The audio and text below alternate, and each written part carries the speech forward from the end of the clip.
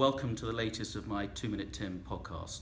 The subject today is Syria. You will all know, after the atrocities in Paris just last week, that the subject of upping the military action against ISIL in the Middle East has come to the top of the pile. It is likely that Prime Minister David Cameron will come back to the House of Commons in coming weeks and months to try and get a vote in support of the RAF joining airstrikes in Syria. We're currently now involved in Iraq.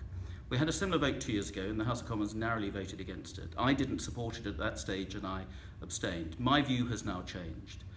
I feel 2 years ago it was not clear what the political or the military objective was, and we could have ended up giving military support and kit to anti-Assad factions who then turned out to be ISIL as we now know it. I think that situation has changed.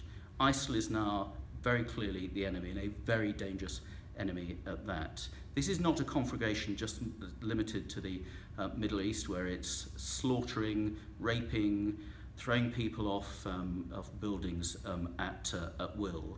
Paris showed that the tentacles of terrorism are now extending to Western European cities, and London and the United Kingdom is just as much in the frame. It is imperative that we now act.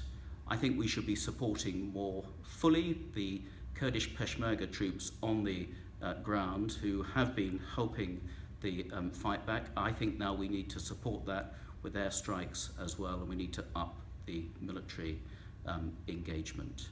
We can't afford not to, and that's why my position on Syria has now changed. ISIL only understands the language of violence. We need, I'm afraid, robustly to counter them on a military level to rid the world of this absolute scourge. So when we do have a vote in coming weeks, as it stands now, I will be voting to step up military action in Syria, hopefully alongside other nations, including Russia, and hopefully with a UN mandate to deal with this evil violence that is ISIL once and for all.